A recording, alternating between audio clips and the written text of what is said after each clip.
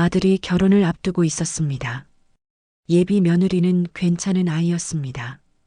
예의 바르고 말씨도 곱고 우리 아들을 진심으로 좋아하는 게 눈에 보였습니다.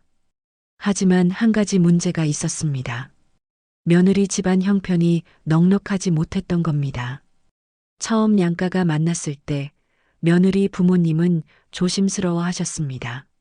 집은 저희가 준비하기가 어려워서요. 솔직하게 말씀하시는 모습이 오히려 믿음직스러웠습니다. 며느리 아버지는 공장에서 일하시고 어머니는 식당에서 파트타임으로 일하신다고 했습니다. 정말 평범한, 아니 어렵게 사시는 분들이었습니다. 저는 남편과 상의했습니다. 여보, 우리가 집을 마련해 주는 게 어떨까요? 아이들이 전세로 시작하면 나중에 부담이 클 텐데. 남편도 동의했습니다. 그래, 우리 아들이 행복하게 살 수 있다면 그 정도는 해줘야지. 우리 부부는 평생 모은 돈과 적금을 깨서 아들 부부를 위해 아파트를 마련해 주기로 했습니다. 3억 2천만 원이 드는 아파트였습니다. 우리 노후 자금의 상당 부분이었지만 아들이 행복하게 살 수 있다면 아깝지 않았습니다. 집을 보러 다닐 때마다 며느리는 너무 감사해했습니다. 어머님, 정말 감사합니다. 제 부모님이 해주시지 못한 걸 어머님께서 해주셔서 평생 은혜 잊지 않을게요. 며느리가 그 말을 할 때마다 눈물을 글썽였습니다. 정말 진심으로 감사해야 하는 것 같았습니다. 집을 계약하던 날 며느리는 제 손을 꼭 잡고 말했습니다. 어머님, 제가 이렇게 좋은 시부모님을 만나다니 정말 복 받았어요. 평생 효도하며 살겠습니다. 그 진심 어린 눈빛을 보며 저는 확신했습니다. 이 아이라면 우리 아들과 잘 살겠구나. 3억이 넘는 돈이 아깝지 않았습니다. 남편도 옆에서 흐뭇하게 웃었습니다. 좋은 며느리 만나서 다행이야. 집만 마련해 준 게 아니었습니다. 결혼 준비를 하면서도 이것저것 비용이 많이 들었습니다. 혼수도 준비해 줘야 했고 가전제품도 사줘야 했습니다. 냉장고, 세탁기, TV, 에어컨 다 합치니 또 1,500만 원이 들었습니다. 사부인이 미안해 하셨습니다. 사돈댁, 정말 죄송합니다. 저희가 아무것도 해주지 못해서. 아닙니다. 사돈데. 아이들이 행복하게 살면 되는 거죠. 겉으로는 웃으며 말했지만 속으로는 조금 부담스러웠습니다. 하지만 아들과 며느리가 행복해하는 모습을 보니 그래도 보람이 있었습니다. 결혼식 준비도 대부분 저희가 했습니다. 예식장 비용, 피로연 비용, 며느리 집에서는 하객들 교통비 정도만 부담했습니다. 결혼식까지 다 치르고 나니 거의 4억 가까운 돈이 들어갔습니다. 평생 모은 재산의 대부분이었습니다. 남편이 한숨을 쉬었습니다. 여보, 우리 노후 자금이 거의 다 들어갔어. 괜찮아요, 여보. 우리는 연금이라도 있잖아요. 아이들이 행복하게 사는 게 중요하죠. 그렇게 스스로를 위로했습니다. 결혼 초기 1년은 정말 좋았습니다. 며느리는 자주 연락했고 명절 때마다 정성껏 준비한 선물을 가져왔습니다. 어머님, 이거 드시면 좋다고 해서 사왔어요. 어머님, 요즘 날씨가 추운데 이 옷 입으세요. 며느리가 선물을 가져올 때마다 제 손을 꼭 잡으며 말했습니다. 어머님, 정말 감사해요. 집까지 마련해 주시고 저 정말 복 받았어요. 그 말을 들을 때마다 뿌듯했습니다. 잘하는 며느리를 만났구나. 저도 며느리가 너무 예뻐서 자주 반찬을 해다 주었습니다. 김장철이면 김치를 담아 보내고 장을 볼 때마다 며느리가 좋아하는 과일을 사서 들렀습니다. 세아가, 이거 내가 좋아하는 거지? 어머님, 감사해요. 어머니 이런 것까지 신경 쓰실 필요 없는데. 아니야. 우리 며느리 잘 먹어야지. 정말 딸 같았습니다. 아들이 아닌 딸을 얻은 것 같아서 기뻤습니다. 아들도 행복해 보였습니다. 엄마, 우리 와이프가 엄마를 진짜 좋아해요. 집까지 해주셨다고 매일 감사하다고 그래요. 자기는 시댁 복이 많다고도 하고요. 그 말을 들으면 3억이 전혀 아깝지 않았습니다. 오히려 더 해주고 싶었습니다. 명절이면 며느리네 집에서도 저희를 극진히 대접했습니다. 비록 형편은 어려웠지만 최선을 다해 음식을 준비하고 저희를 모셨습니다. 사돈댁 덕분에 우리 딸이 행복하게 삽니다. 며느리 어머니는 항상 감사해 하셨습니다. 결혼 2년 차 드디어 임신 소식이 들려왔습니다. 며느리가 직접 전화를 걸어왔습니다. 어머님, 저 임신했어요. 그 말을 듣는 순간 눈물이 쏟아졌습니다. 정말? 정말이야? 네, 어머님. 병원에서 확인했어요. 임신 소식을 듣고 너무 기뻐서 잠을 이룰 수가 없었습니다. 드디어 손주를 보는구나. 우리 아들이 아빠가 되는구나. 남편과 둘이서 밤새도록 이야기를 나눴습니다. 여보, 우리 손주가 생겨요. 그래, 드디어 손주가 생기는구만. 임신 기간 내내 며느리를 극진히 챙겼습니다. 입덧이 심하다니까 매일 과일을 사다 날랐고 몸조리에 좋은 음식을 만들어 갔습니다. 새벽 시장에 가서 신선한 재료를 사고 정성껏 음식을 만들어 아들 집으로 향했습니다. 며느리는 감사해했습니다. 어머님 덕분에 이렇게 건강하게 지낼 수 있어요. 입덧이 심해서 아무것도 못 먹었는데 어머님이 해주신 음식은 먹을 수 있어요. 그 말을 들으면 새벽에 일어나 장 보고 음식 만드는 게 전혀 힘들지 않았습니다. 임신 중기가 되자 며느리 배가 많이 불러왔습니다. 병원 검진 갈 때마다 저도 함께 갔습니다. 초음파로 아기를 볼 때마다 눈물이 났습니다. 우리 손주가 저렇게 크고 있네. 며느리도 제 손을 잡으며 울었습니다. 어머님, 정말 감사해요. 드디어 출산일이 다가왔습니다. 진통이 시작됐다는 연락을 받고 병원으로 달려갔습니다. 분만실 앞에서 몇 시간을 기다렸습니다.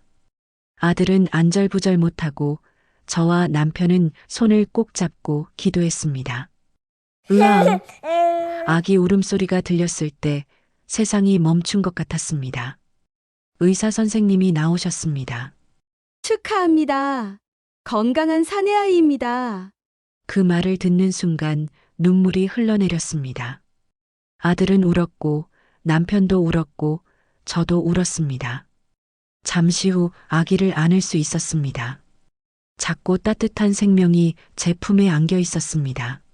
할머니가 여기 있어. 우리 예쁜 손주. 아기가 조그만 손으로 제 손가락을 꼭 쥐었습니다. 그 순간을 어떻게 잊을 수 있겠습니까? 며느리는 힘들었지만 환하게 웃었습니다. 어머님, 아들 낳았어요. 고생했어. 아가야, 정말 고생 많았어. 며느리의 손을 꼭 잡아줬습니다. 그 순간 며느리가 정말 제 딸처럼 느껴졌습니다. 산후조리원을 예약하는데 비용이 만만치 않았습니다. 2주에 350만 원이었습니다. 며느리가 조심스럽게 말했습니다. 어머님, 제가 가려고 했던 산후조리원이 좀 비싸서 저희가 좀 저렴한 곳으로 알아보려고요. 무슨 소리야? 내가 낼게. 내가 편하게 몸조리해야지. 어머님, 너무 감사해요. 집까지 해주시고 이것저것 다 해주시고 정말 어떻게 보답해야 할지. 며느리가 눈물을 글썽였습니다. 저는 며느리의 등을 두드려주며 말했습니다. 보답은 무슨? 우리 손주 잘 키우면 되지. 그게 최고의 보답이야. 산후조리원에서 2주를 보내는 동안 매일 찾아갔습니다. 손주 얼굴을 보는 게 하루의 낙이었습니다. 작은 손, 작은 발, 자는 모습, 우는 모습, 모든 게 너무 사랑스러웠습니다. 산후조리원을 나온 후부터 본격적으로 육아를 도왔습니다. 며느리가 말했습니다. 어머님, 제가 3개월 후에 복직해야 하는데 진우를 어떻게 해야 할지 모르겠어요. 걱정하지 마. 내가 봐줄게. 어머님, 정말요? 너무 감사해요. 어린이집은 너무 어려서 보내기가 좀 그래요. 그럼 당연히 내가 봐야지. 우리 손주를. 그렇게 며느리가 복직한 후부터 일주일에 5일 아침부터 저녁까지 손주를 봐주기 시작했습니다. 매일 아침 7시면 아들 집으로 향했습니다. 며느리는 출근 준비를 하고 저는 손주를 돌봤습니다. 처음에는 힘들지 않았습니다. 손주가 너무 예뻐서 힘든 줄 몰랐습니다. 기저귀 갈고 분유 먹이고 재우고 놀아주고 모든 게 행복했습니다. 손주가 할미 하고 부를 때면 세상을 다 가진 것 같았습니다. 며느리도 고마워했습니다. 어머님 아니었으면 어쩔 뻔했어요. 정말 감사해요. 덕분에 마음 놓고 일할 수 있어요. 그 말을 들으면 힘든 것도 다 잊혀졌습니다. 손주가 돌이 되었습니다. 며느리가 조심스럽게 말했습니다. 어머님, 돌잔치를 하고 싶은데 저희 형편이 넉넉하지 않아서 말을 흐리는 며느리를 보며 제가 먼저 말했습니다. 걱정하지 마. 내가 도와줄게. 어머님, 정말요? 너무 감사해요. 어머님께 너무 많이 받는 것 같아서. 아니야. 우리 손주 돌잔치인데 당연히 해줘야지. 돌잔치 준비를 시작했습니다. 예식장 대관료에 400만 원, 음식비에 500만 원, 돌상과 한복, 사진 촬영 등등 다 합치니 1,200만 원이 들어갔습니다. 적지 않은 돈이었지만 손주를 위한 거니까 아깝지 않았습니다. 돌잔치 날 손주가 한복을 입고 돌상 앞에 앉아 있는 모습이 너무 예뻤습니다. 사진을 찍으며 눈물이 났습니다. 우리 손주가 벌써 이렇게 컸네. 며느리도 옆에서 울었습니다. 어머님 덕분에 이렇게 좋은 돌잔치를 할 수 있었어요. 돌잔치가 끝나고 며느리가 제 손을 꼭 잡았습니다. 어머님, 정말 감사해요. 집도 해주시고, 육아도 도와주시고, 돌잔치까지. 저희가 어떻게 보답해야 할지. 보답은 무슨. 손주가 건강하게 자라는 게 최고의 보답이야. 손주가 돌이 지나면서 육아는 더욱 본격화되었습니다. 이제 손주는 걷기 시작했고 말도 조금씩 하기 시작했습니다. 할미, 손주가 저를 부를 때마다 가슴이 뭉클했습니다. 매일 아침 일찍 일어나 아들 집으로 갔습니다. 7시에 도착하면 며느리는 출근 준비를 하고 있었습니다. 어머님, 오늘도 일찍 오셨네요. 감사해요. 응. 우리 손주 봐야지. 며느리가 출근하고 나면 저와 손주만의 시간이 시작되었습니다. 밥 먹이고 놀아주고 낮잠 재우고 또 놀아주고 하루가 금방 갔습니다. 저녁 6시쯤 며느리가 퇴근하면 그제야 집으로 돌아갔습니다. 일주일에 5일 하루 11시간씩 거의 풀타임으로 손주를 봤습니다. 70대 노인에게는 쉽지 않은 일이었지만 손주가 예뻐서 힘든 줄 몰랐습니다. 손주가 4살이 되던 해 며느리가 태블릿을 사줬습니다. 어머님, 요즘 애들 교육용 앱이 좋다고 해서 태블릿 하나 샀어요. 진우한테 교육용 영상 보여주려고요. 그래. 근데 너무 어린 나이에 태블릿을 보여주는 게. 어머님, 요즘은 다 이렇게 한대요. 엄마들 카페 보니까 교육용 영상이 좋다고 하더라고요. 처음에는 하루 30분 정도만 보였습니다. 그런데 점점 시간이 늘어나기 시작했습니다. 1시간, 2시간. 나중에는 하루 종일 태블릿만 보는 지경에 이르렀습니다. 진우야, 할머니랑 놀자. 싫어. 나 영상 볼 거야. 손주가 태블릿에서 눈을 떼지 않았습니다. 밥 먹을 시간에도 놀이터 갈 시간에도 손주는 태블릿만 붙들고 있었습니다. 며느리에게 말했습니다. 며느라가 진우가 태블릿을 너무 많이 보는 것 같아. 눈도 나빠질 것 같고. 어머님, 괜찮아요. 교육용 영상이니까요. 다른 애들도 다 봐요. 그래도 하루 종일 보는 건 너무 심한 것 같아. 어머님, 제가 알아서 할게요. 요즘 육아는 예전과 달라요. 그 말에 더 이상 말을 못했습니다. 요즘 육아는 예전과 다르다. 그 말이 자꾸 마음에 걸렸습니다. 시간이 갈수록 상황은 더 심각해졌습니다. 손주는 아침에 눈을 뜨자마자 태블릿 하고 찾았습니다.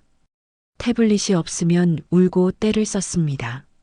진우야, 아침 먹고 보자. 싫어. 지금 볼 거야. 손주가 소리를 지르며 울었습니다. 어쩔 수 없이 태블릿을 줬습니다. 그러면 조용해졌습니다. 하지만 마음은 불편했습니다. 밥을 먹을 때도 태블릿을 봤습니다. 태블릿을 보면서 밥을 먹으니 제대로 씹지도 않고 삼켰습니다. 진우야, 태블릿 끄고 밥 먹자. 싫어. 손주가 태블릿을 꼭 안고 밥을 먹었습니다. 놀이터에 가도 태블릿을 가지고 갔습니다. 잠깐 놀다가 다시 자리로 와서 재미없어. 영상 볼래? 라고 말하며 태블릿을 켰습니다. 다른 아이들은 뛰어놀고 있는데 손주는 벤치에 앉아 태블릿만 봤습니다. 옆에 앉아 있는 진우 친구 할머니가 말했습니다. 진우가 다른 아이들보다 태블릿을 많이 보는 것 같아요. 보는 시간을 좀 줄여야 할 것 같아요. 그러게 말이에요. 저도 걱정돼서 말했는데 며느리가 괜찮다고 하더라고요. 태블릿 영상 본 지 30분 뒤 손주에게 말했습니다. 진우야, 이제 친구들이랑 놀자. 싫어. 나 영상 볼 거야. 다른 엄마들이 저를 이상하게 쳐다봤습니다. 저 아이는 왜 계속 태블릿만 보고 있냐고 물을 때마다 저는 부끄러웠습니다. 하지만 며느리한테 말하면 어머님이 간섭하신다고 할 것 같아서 참았습니다. 어느 날 손주가 벌써 4시간째 태블릿을 보고 있었습니다. 눈도 충혈되어 있고 계속 눈을 비볐습니다. 진우야, 이제 그만 보자. 눈 아프겠다. 싫어. 손주가 소리를 질렀습니다. 저는 단호하게 태블릿을 빼앗았습니다. 진우야, 할머니 말 들어야지. 눈 나빠진다. 나중에 커서 안경 써야 해. 그 순간 손주가 비명을 지르며 저를 때리기 시작했습니다. 손으로, 발로, 온몸으로 때렸습니다. 돌려줘. 돌려줘. 4살짜리 아이가 할머니를 때리고 있었습니다. 진우야, 안 돼. 할머니를 때리면 안 돼. 제가 소리쳤지만 손주는 계속 울고 때렸습니다.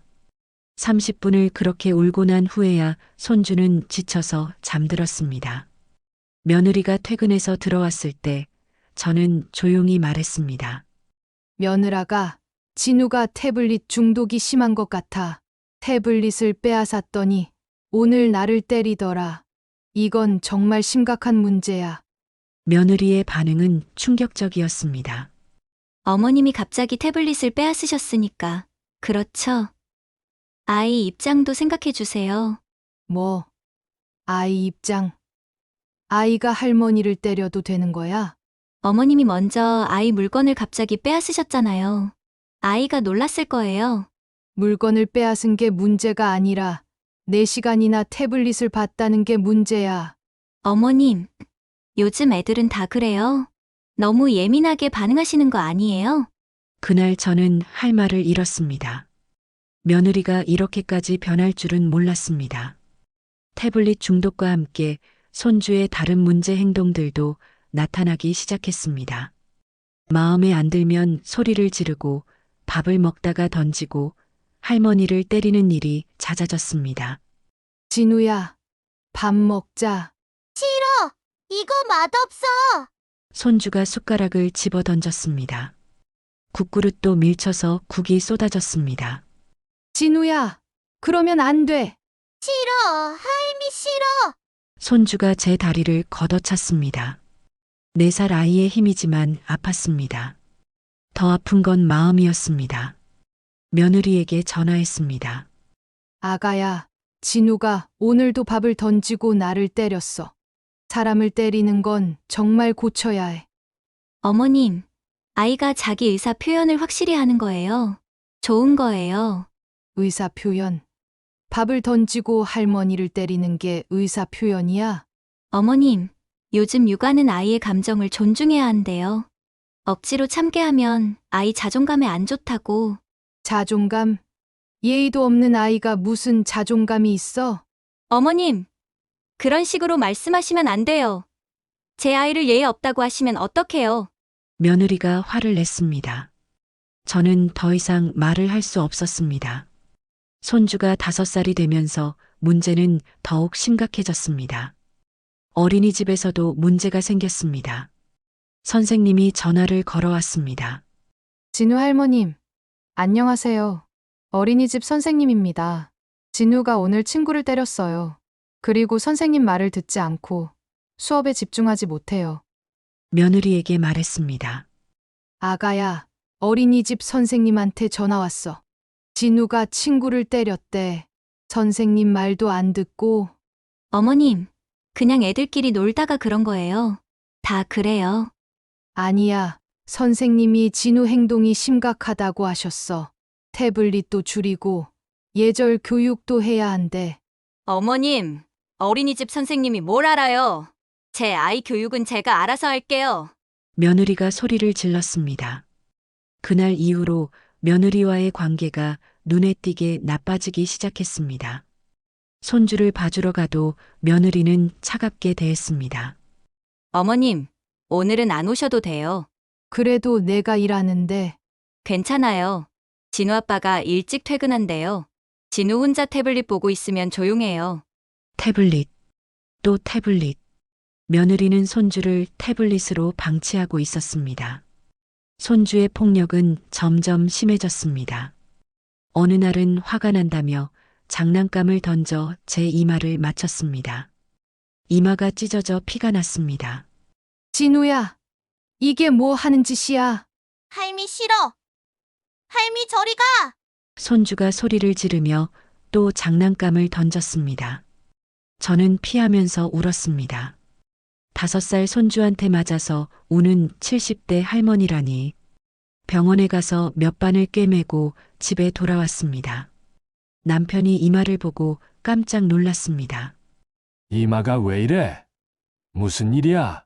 아니, 진우가 장난감을 던졌는데 이마에 맞았어. 뭐라고? 당장 가서 혼내줘야겠어. 아니야, 일부러 그런 것도 아닌데 뭐. 며느리에게 사진을 찍어 보냈습니다. 이마에서 피가 나는 사진을. 얘야, 이거 봐라. 진우가 장난감을 던져서 날 다치게 했어. 이건 정말 심각해. 며느리의 답장. 어머님이 진우를 자극하셨나 봐요. 애가 그냥 그럴 리 없어요. 어머님이 뭘 잘못하셨을 거예요. 내가 잘못했다고? 손주가 할머니를 다치게 한 게 할머니 잘못이라고? 그날 저는 정말 충격을 받았습니다. 식사 시간도 전쟁이었습니다. 손주는 마음에 안 드는 반찬은 다 던졌습니다. 이거 맛없어. 진우는 소리 지르며 접시째로 바닥에 던졌습니다. 벽에 음식이 튀고 바닥이 엉망이 되었습니다. 진우야, 음식을 던지면 안 돼. 농부 아저씨가 고생해서 만든 거야. 싫어. 맛없어. 안 먹을 거야. 손주가 밥그릇까지 던졌습니다. 1시간을 청소했습니다. 벽에 튄 음식, 바닥에 쏟아진 국, 얼룩진 바닥. 70대 노인이 무릎 꿇고 닦았습니다. 내가 무엇을 위해, 누구를 위해 이렇게 사는지 눈물이 났습니다. 며느리가 퇴근해서 보고도 미안해하지 않았습니다. 어머님, 진우가 또 안 먹었나 봐요? 다음엔 진우 좋아하는 메뉴로 해주세요. 얘야, 음식을 던지는 게 문제야. 내가 해주는 음식의 문제가 아니라. 어머님, 아이가 싫으면 싫다고 표현하는 건데 뭐가 문제예요? 물건을 던지는 건 표현이 아니야, 폭력이지. 부모가 말로 표현하게 시켜야지. 어머니, 진우는 지금 행동으로 표현하고 있는 거라고요. 대화가 안 됐습니다. 답답했습니다. 며느리는 손주의 모든 행동을 의사표현, 자존감, 감정 존중이라는 말로 덮어버렸습니다. 며느리의 요구는 점점 더 심해졌습니다. 어머님, 오늘 야근해야 해서 늦을 것 같아요. 진우 좀 봐주세요. 밤 10시까지 기다렸지만 며느리는 오지 않았습니다. 전화를 걸었습니다. 얘야, 언제 오니? 어머님, 친구들이랑 저녁 먹는데 조금만 더 있어야 할 것 같아요. 어머님이 진우 재우고 가주세요. 뭐, 내가 재우고 가라고? 네, 어머님. 부탁드려요. 제가 정말 친구들 만나기 힘들거든요. 야근이 아니라 친구 만나서 놀고 있었던 겁니다. 저는 손주를 재우고 밤 11시가 넘어서야 집에 돌아갔습니다.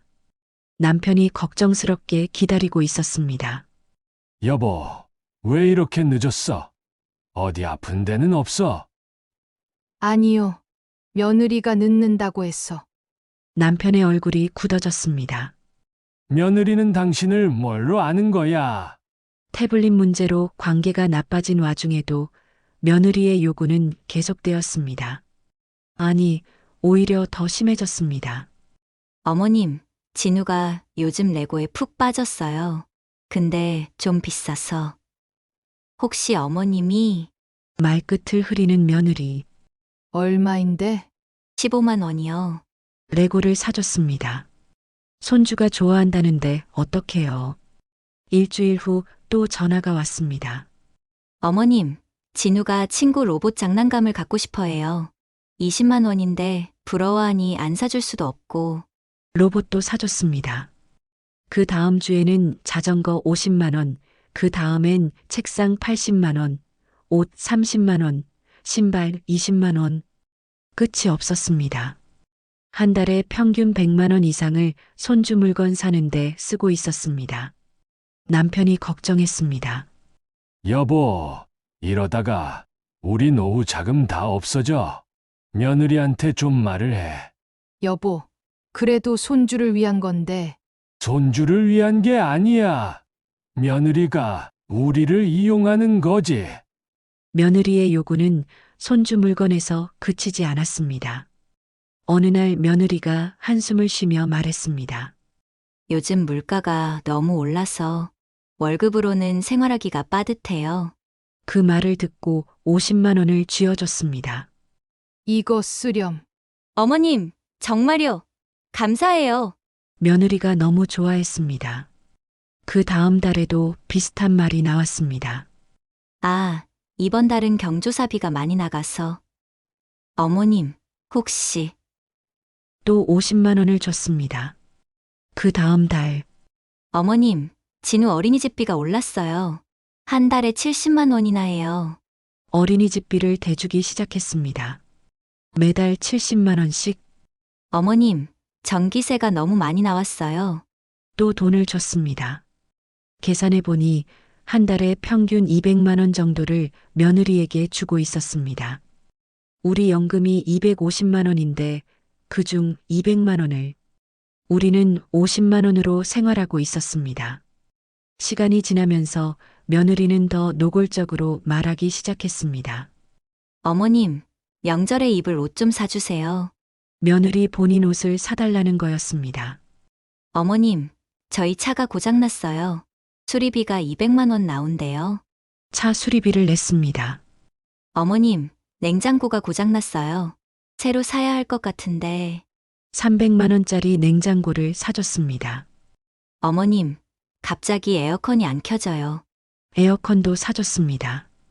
200만 원. 어머님, 진우 영어 유치원 보내려고 하는데 한 달에 150만 원이에요. 친한 친구들이 다 다니는데 안 보낼 수도 없고.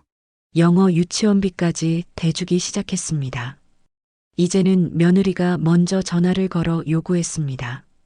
어머님, 이거 필요한데. 어머님, 저거 사고 싶은데. 감사의 표현도 점점 줄어들었습니다. 처음에는 어머님, 정말 감사합니다. 라고 했는데 나중에는 아, 고마워요. 정도로 짧아졌습니다. 심지어 나중에는 그냥 네, 하고 받기만 했습니다. 며느리가 심각한 표정으로 말했습니다.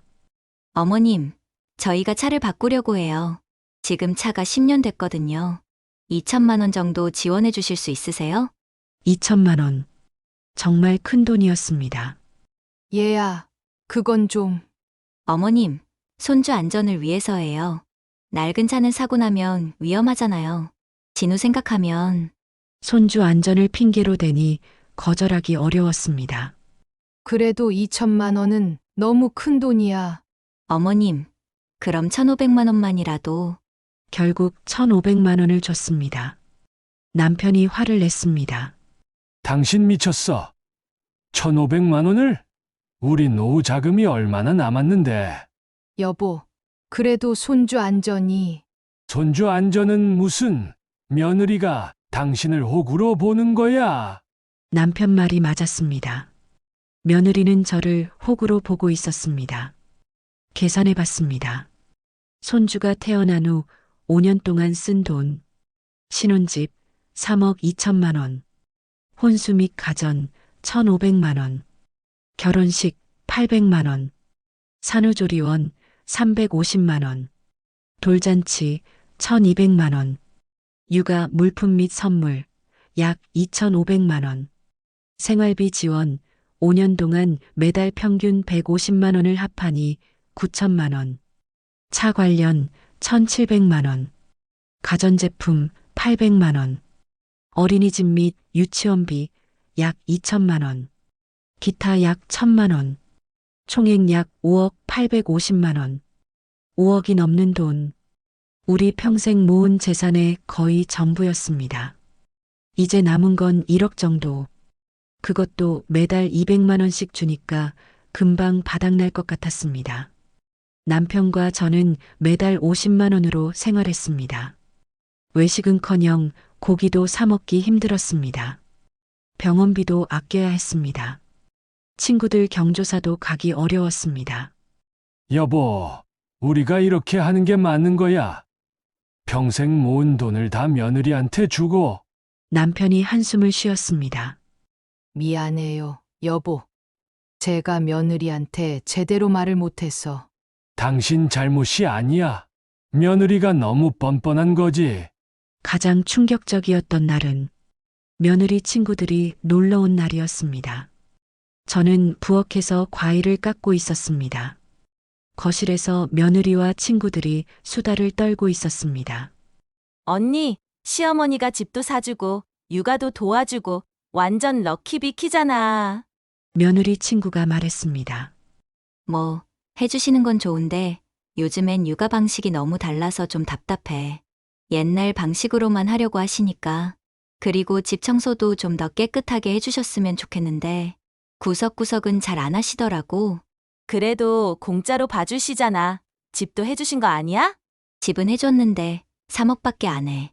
과일 깎던 손이 떨렸습니다. 저는 며느리 친구들 앞에서 공짜로 봐주는 사람, 청소도 제대로 못하는 사람, 옛날 방식의 꼰대, 돈 주는 호구 취급을 받고 있었습니다. 근데 언니, 돈 달라고 하면 주셔? 아니, 달라고 하면 주긴 주시는데 좀 아까워하시는 느낌? 그래서 요즘은 조금씩 자주 달라고 해. 한 번에 많이 달라고 하면 부담스러워 하시니까. 조금씩 자주? 계획적으로 저한테서 돈을 뜯어내고 있었던 겁니다. 과일을 들고 거실로 갔습니다. 며느리와 친구들은 제가 다 들었는지 모르는 척 밝게 웃었습니다. 어머님, 감사해요. 집에 돌아와 남편에게 말했습니다. 남편이 폭발했습니다. 뭐라고? 며느리가 그랬다고? 내일 당장 아들 불러. 스트레스로 건강이 나빠졌습니다. 혈압이 올라가고 불면증에 시달렸습니다. 병원에 갔더니 의사가 말했습니다. 할머니, 스트레스가 심하신 것 같은데요. 쉬셔야 해요. 선생님, 손주를 봐줘야 해서. 할머니 연세에 매일 육아를 하시면 안 돼요. 몸이 망가져요. 일주일에 한두 번 정도만. 며느리에게 말했습니다. 얘야, 내가 요즘 몸이 안 좋아서 병원에서 쉬래. 어머님, 그럼 저는 어떡해요? 제가 회사를 그만둬야 해요. 아니, 그게 아니라 일주일에 한두 번만 봐줄게. 어머님, 그럼 나머지 날은요? 사람 쓰면 돈이 또 드는데. 돈, 또 돈. 며느리한테는 제 건강보다 돈이 더 중요했습니다. 얘야, 나도 사람이야. 알겠어요. 제가 알아서 할게요. 퉁명스럽게 전화를 끊었습니다. 제 건강을 걱정하는 말은 한마디도 없었습니다. 며느리는 이제 저를 완전히 하녀처럼 대했습니다. 어머님, 오늘 집 청소 좀 해주세요. 제가 바빠서요. 매일 아침 7시에 도착하면 집은 난장판이었습니다. 전날 저녁 설거지가 그대로, 빨래는 산더미, 거실은 장난감 천지. 며느리가 아무것도 안 하고 출근한 거였습니다. 손주 돌보는 것만으로도 힘든데 설거지, 빨래, 청소, 요리까지 하루 종일 쉴 틈이 없었습니다. 허리가 끊어질 것 같았습니다. 얘야, 설거지는 내가 좀. 어머님, 제가 너무 피곤해서요. 어머님이 해주시면 안 돼요? 거절하면 불편한 분위기가 되니까 그냥 했습니다. 70대 노인이 며느리네 집 하녀가 되어 있었습니다. 매일매일이 고통이었습니다. 아침에 눈을 뜨면 며느리네 집에 가야 한다는 생각에 두려웠습니다. 손주는 저를 때리고 며느리는 저를 하녀처럼 부리고 돈은 계속 요구하고 친구들이 걱정했습니다. 야, 너 완전 늙었다. 며느리한테 당하기만 하지 말고 좀 뭐라 해. 그래도 손주 생각하면. 손주가 뭐야? 내 건강이 먼저지. 체중이 10kg이나 빠졌습니다. 머리카락도 많이 빠졌습니다. 거울을 보면 80대 노인 같았습니다. 실제로는 72살인데 남편도 지쳐 있었습니다. 여보, 우리 이러다 둘 다 죽겠어. 며느리한테 제대로 말 좀 해. 여보, 조금만 참아요. 언제까지 참아? 우리 노후 자금도 다 없어지고 당신 건강도 망가지고 이게 뭐 하는 짓이야? 남편이 화를 내는 걸 처음 봤습니다. 마침내 폭발의 순간이 왔습니다. 며느리가 전화했습니다. 어머님, 저희가 이사 가려고 해요. 지금 집이 너무 좁아서 전세 올리는데 5천만 원이 필요해요. 5천만 원. 이제 남은 노후 자금의 절반이었습니다. 얘야, 그건 정말 안 돼. 우리도 노후 준비를 해야 했어. 며느리 목소리가 차갑게 식었습니다. 어머님, 지금까지 해주신 거 생각하면 이 정도는 해주실 수 있잖아요. 손주 생각 안 하세요? 손주 생각은 하지만 5천만 원은. 어머님, 다른 집 시어머니들은 다 해주던데요. 친구들 얘기 들어보면 집도 사주고, 차도 사주고, 용돈도 매달 주고. 나도 다 해줬잖아. 집도 사줬고, 매달 돈도 주고, 육아도 해주고. 그게 뭐 대단한 건가요? 당연히 해야 하는 거 아니에요? 저 시집 왔는데. 당연하다고? 5억이 당연하다고? 매일 육아하는 게 당연한 거라고? 참았던 감정이 터져 나왔습니다. 얘야, 내가 지금까지 얼마나 해줬는데 5억이 넘는 돈에다가 5년 동안 매일 육아. 내가 너희 집 은행이야? 며느리도 소리쳤습니다. 해주신다고 하셔서 받은 거잖아요. 이제 와서 그러시면 어떡해요? 해준다고 한 게 아니라 내가 계속 달라고 해서 준 거지. 너는 대체 뭘 한 게 있어? 감사하다는 말 한마디 없이 당연하게만 받고. 어머님도 손주 보고 싶어서 하신 거잖아요. 제가 억지로 시킨 것도 아니고. 그래, 손주 보고 싶어서 했지. 하지만 내가 날 너무 이용한 거야. 이용이요? 제가 언제요? 매일 집안일 시키고 밤늦게까지 애 봐달라 하고 명품 사는데 돈 달라고 하고. 이게 이용이 아니면 뭐야? 어머님, 그럼 지금까지 해주신 거 다 후회하시는 거예요? 후회는 안 해. 하지만 더 이상은 안 돼. 전화를 끊었습니다. 손이 떨렸습니다. 가슴이 터질 것 같았습니다.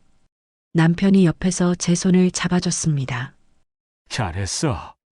이제야 제대로 말을 했네. 남편이 제 등을 두드렸습니다. 그날 밤 잠을 이룰 수 없었습니다. 손주 얼굴이 떠올랐습니다. 할머니, 부르던 그 목소리. 하지만 이대로는 안 됐습니다. 더 이상은 정말 못하겠습니다. 다음 날 며느리에게 문자를 보냈습니다. 며느리야, 앞으로 돈은 더 이상 못 줘. 그리고 육아도 못 도와줘. 너희가 알아서 해라. 나도 내 인생을 살고 싶다. 며느리한테서 즉시 전화가 왔습니다. 어머님, 갑자기 왜 이러세요? 진우는 어떡하라고요? 너희 부부가 알아서 해. 일을 그만두든 아이 돌봄 서비스를 쓰든. 어머님, 지금까지 해주시다가 갑자기 손 떼시면 저희는 어떡해요? 나도 생각을 많이 해봤어. 너는 우리를 너무 당연하게 생각하고 있어. 우리도 우리 인생이 있어. 어머님, 제가 뭘 잘못했는데요? 내가 뭘 잘못했는지 스스로 생각해봐. 그걸 모르는 한 나는 더 이상 도와줄 수 없어. 전화를 끊었습니다. 아들이 급하게 찾아왔습니다. 엄마, 와이프한테 무슨 말을 그렇게 하셨어요? 아들아, 너도 알잖니? 내 와이프가 우리를 어떻게 대했는지. 엄마, 그래도 그렇지. 와이프가 많이 서운해했어요. 울면서 전화하더라고요. 나는 안 서운했을 것 같아. 5년 동안 얼마나 힘들었는데. 아들은 말을 잇지 못했습니다. 사실 아들도 다 알고 있었습니다. 며느리가 저를 어떻게 대하는지, 돈을 얼마나 요구하는지. 엄마, 그래도 진우는 진우는 내가 봐. 너의 아들이잖아. 왜 할머니가 매일 봐야 해? 엄마, 그래도 아들아, 나는 이제 못하겠다. 너희가 알아서 해라. 며느리에게서 매일 전화와 문자가 왔습니다. 어머님, 정말 이러실 거예요? 어머님, 진우가 할머니 보고 싶어 해요. 어머님, 제발 한 번만 더 생각해 주세요. 어머님, 제가 잘못했어요. 용서해 주세요. 처음엔 화난 목소리로, 그 다음엔 애원하는 목소리로. 하지만 저는 마음을 바꾸지 않았습니다. 며느리가 문자를 보냈습니다. 어머님, 제가 뭘 잘못했는지 말씀해 주세요. 고칠게요. 답장을 보냈습니다. 첫째, 진우 태블릿 중독 고쳐. 둘째, 진우가 어른한테 버릇없이 구는 거 바로잡아. 셋째, 스스로 생활해. 돈도, 육아도, 집안일도. 넷째, 나를 함부로 대하지 마. 며느리의 답장. 그럼 당분간은 도와주실 수 없다는 거죠? 응, 내가 변하는 모습을 보기 전까지는. 일주일 후 며느리가 찾아왔습니다. 초인종을 누르길래 인터폰으로 봤더니 며느리가 손주와 함께 서 있었습니다. 문을 열지 않았습니다. 왜 왔어? 어머님, 제발 진우 좀 봐주세요. 제가 일을 해야 하는데. 안 된다고 했잖아. 너희가 알아서 하라고. 어머님, 그럼 저는 어떡해요? 일을 그만둬야 해요. 일을 그만두든 아이 돌봄 서비스를 쓰든 너희가 해결해. 며느리가 울기 시작했습니다. 손주도 울며 문을 두드렸습니다. 가슴이 찢어지는 것 같았지만 문을 열지 않았습니다. 어머님, 제발요. 한 번만 더 기회를 주세요. 안 돼, 돌아가. 인터폰을 껐습니다. 현관 너머로 며느리의 울음소리가 들렸습니다. 손주도 울었습니다. 할미, 그 소리를 들으며 저도 울었습니다. 하지만 문을 열지 않았습니다. 며느리는 거의 매일 찾아왔습니다. 아침 일찍, 저녁 늦게, 주말에. 어머님, 제발요. 한 번만 더 기회를 주세요. 하지만 저는 문을 열어주지 않았습니다. 남편이 옆에서 말했습니다. 여보, 며느리 목소리 들어봐. 정말 후회하는 것 같은데. 여보, 지금 넘어가면 며느리는 절대 안 변해요. 확실하게 해야 해요. 그래, 당신이 오라. 2주가 지나자 며느리의 태도가 조금씩 달라졌습니다. 문 앞에서 소리치는 대신 조용히 편지를 놓고 갔습니다. 어머님, 제가 정말 잘못했습니다. 그동안 어머님을 너무 당연하게 생각했어요. 어머님이 해주신 모든 것들이 얼마나 큰 희생이었는지 이제야 알겠어요. 진우 태블릿 시간도 하루 30분으로 줄였어요. 처음엔 많이 울고 뗐었지만 제가 단호하게 하니까 이제는 시간 되면 스스로 끄더라고요.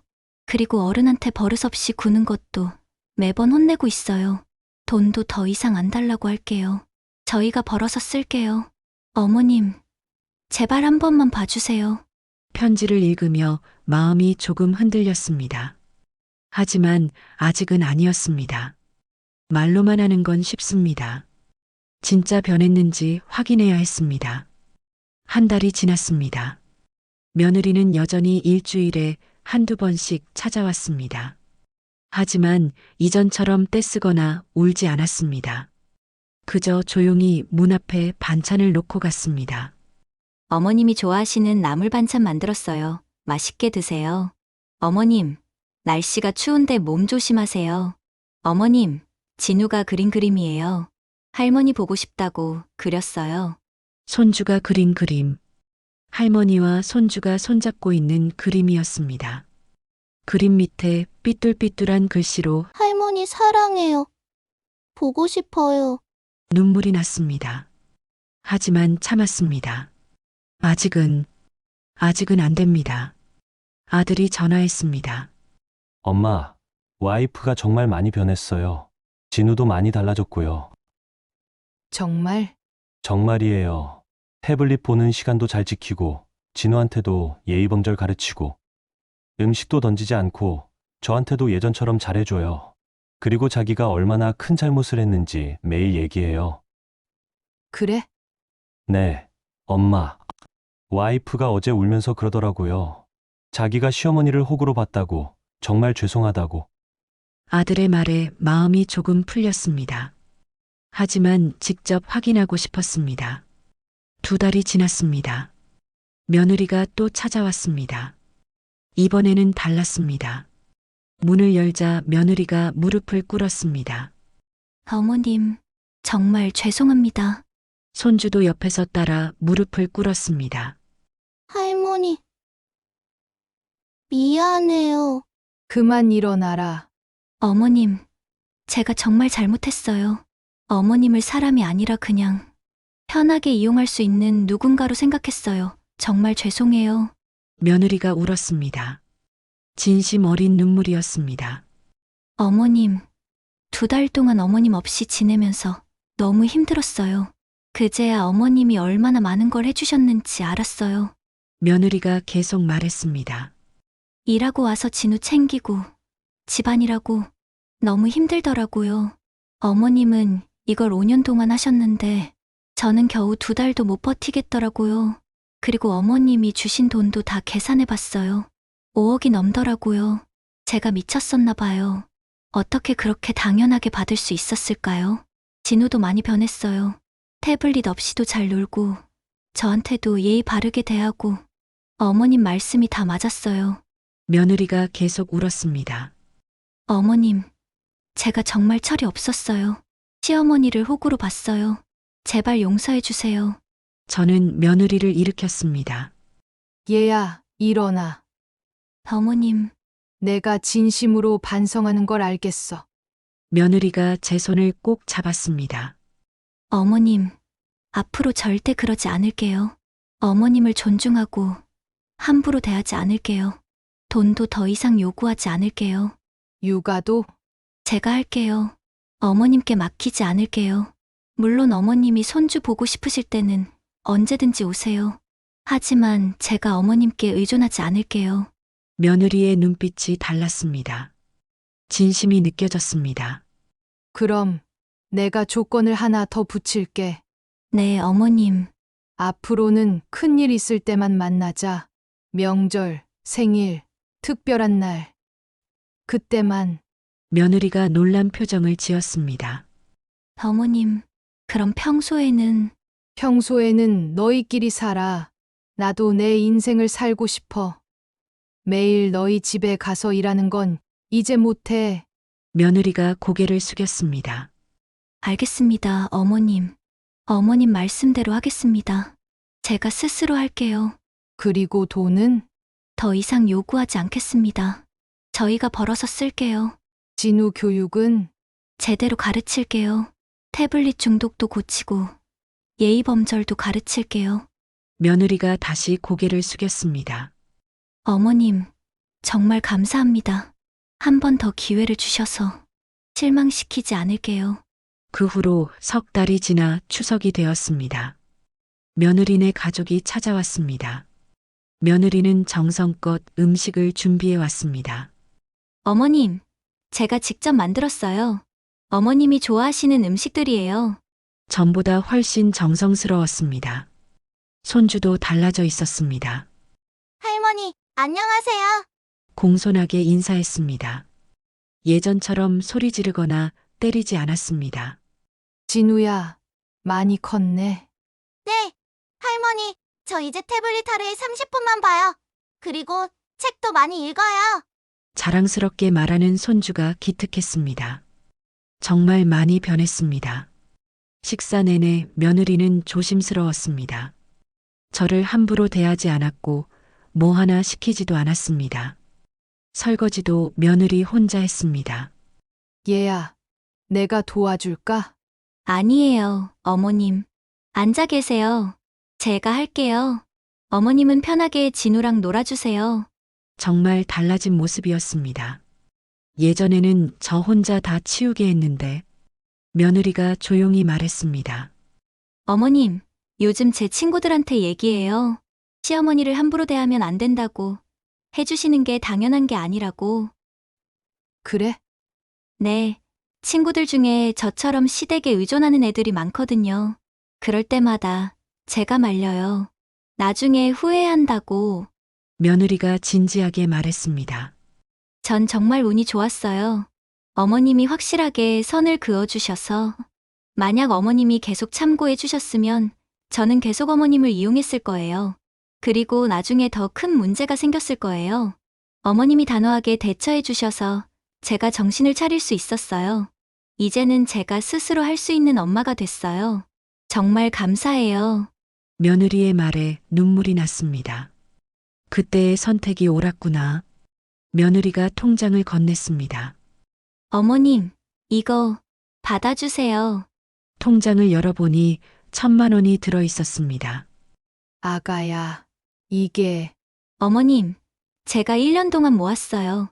그동안 받은 돈을 다 갚을 수는 없지만 조금씩 모아서 드릴게요. 평생 갚아 나갈게요. 얘야. 돈이 중요한 게 아니야. 어머님, 받아주세요. 제 마음이에요. 앞으로도 계속 조금씩 드릴게요. 그리고 더 이상 돈 달라고 하지 않을게요. 저희가 벌어서 쓸게요.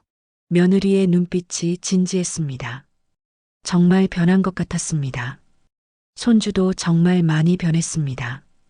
이제 초등학교 1학년이 되었는데 태블릿 중독에서 완전히 벗어났고 예의 바른 아이로 자랐습니다. 할머니, 저 이번에 시험 100점 받았어요. 정말 우리 진우 대단한데? 네, 엄마가 태블릿 안 보게 하고 공부하게 해서요. 그리고 책도 많이 읽어요. 며느리가 옆에서 웃으며 말했습니다. 어머님 말씀이 다 맞았어요. 태블릿 끊으니까 진우가 훨씬 집중도 잘하고 책도 좋아하고 친구들이랑도 잘 놀고 건강하게 자라고 있어요. 그리고 예의범절도 가르쳤더니 학교에서 칭찬 많이 받아요. 선생님이 진우가 가장 예의 바르다고 하시더라고요. 며느리가 자랑스럽게 말했습니다. 제가 가르쳐 주려 했던 것들을 이제는 며느리가 직접 하고 있었습니다. 이제 저와 며느리 사이에는 건강한 경계선이 생겼습니다. 서로를 존중하되 서로의 삶에 과도하게 개입하지 않는. 며느리는 더 이상 제게 육아를 떠넘기지 않았습니다. 힘들어도 스스로 해결했습니다.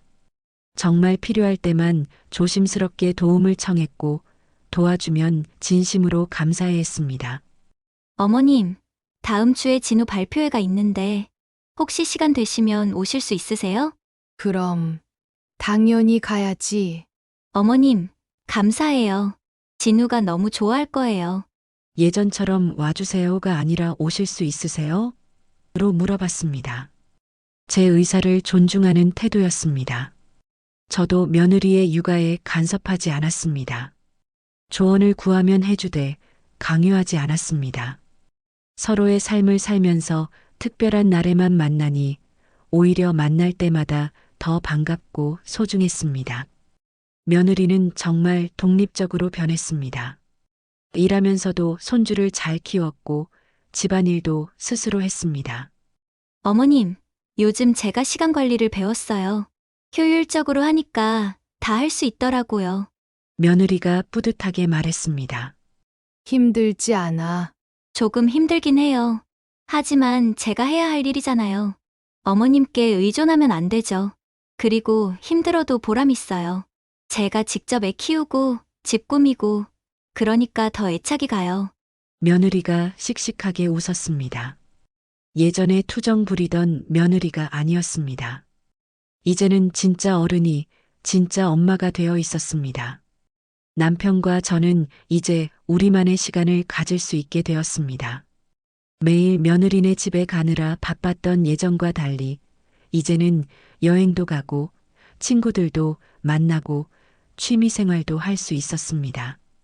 여보, 다음 주에 온천 여행 갈까? 좋지. 오랜만에 둘이 다녀오자. 남편이 행복해했습니다. 여보, 정말 잘했어. 그때 확실하게 선을 그어서 이제야 우리 인생을 사는 것 같아. 그러게요. 처음엔 너무 마음이 아팠는데 지금 생각해보니 며느리를 위해서도 우리를 위해서도 잘한 것 같아요.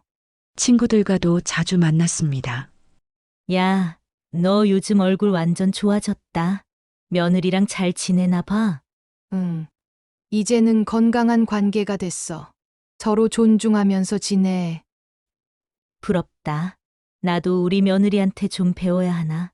이제는 손주를 만나는 게 더 소중해졌습니다. 매일 보던 때는 당연하게 느껴졌는데 가끔 만나니 더 귀하고 사랑스러웠습니다.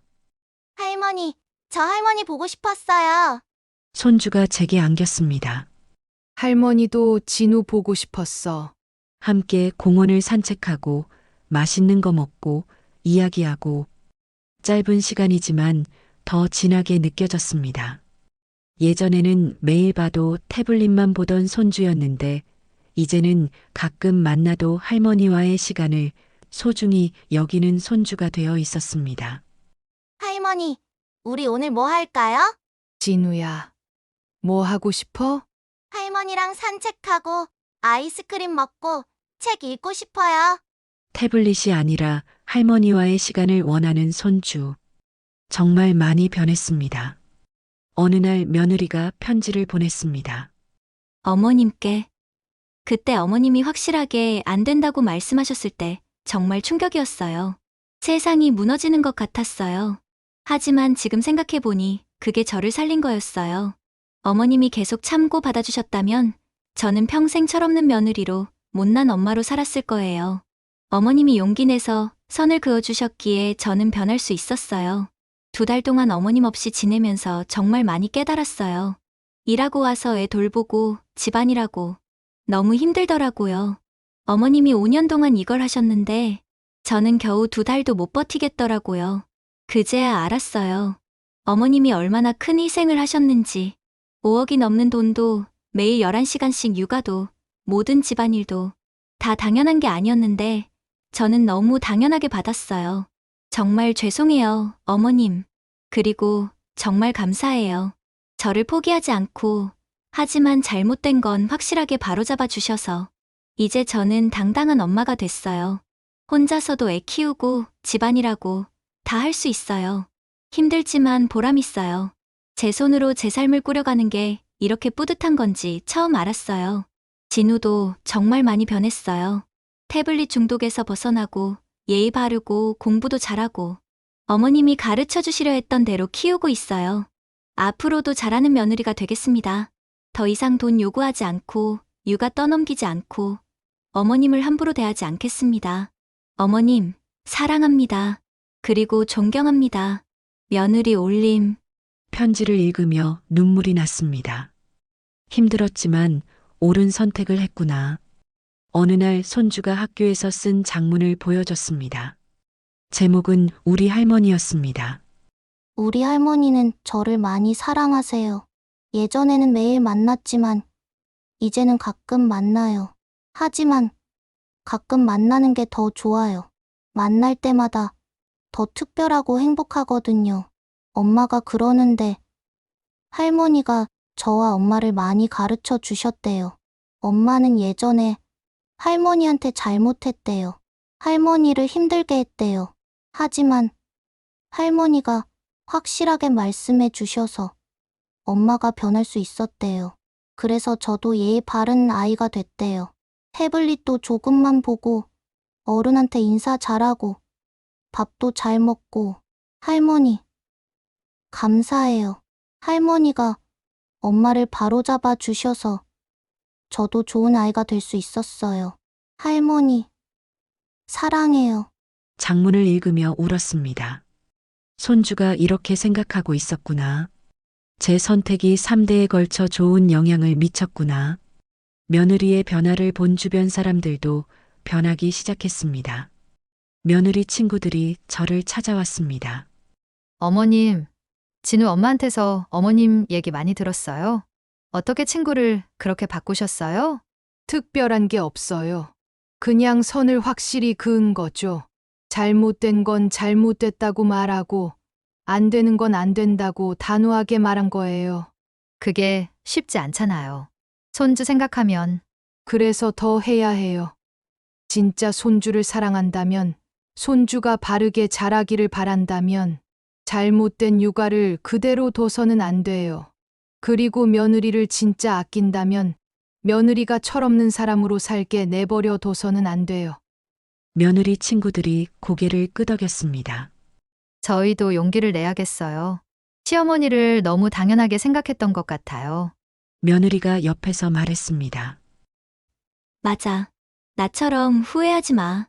시어머니를 호구로 보면 안 돼. 나중에 정말 후회해. 아들이 저를 따로 만나자고 했습니다. 엄마, 그때 엄마가 확실하게 선을 그어줘서 고마워요. 무슨 소리야? 와이프가 정말 많이 변했어요.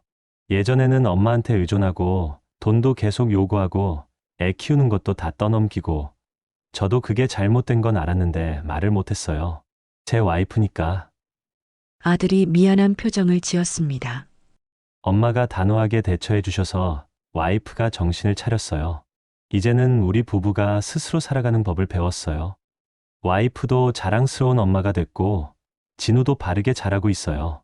아들아, 내가 행복하면 됐지. 네, 엄마 정말 감사해요. 엄마 아니었으면 우리 가족은 계속 잘못된 길로 갔을 거예요. 며느리가 둘째 임신 소식을 전했습니다. 어머님, 저 둘째 가졌어요. 정말 축하해. 어머님, 이제 걱정 마세요. 이번에는 어머님께 부담 드리지 않을게요. 제가 알아서 할게요. 산후조리원도 저희가 알아서 할게요. 며느리가 먼저 말했습니다.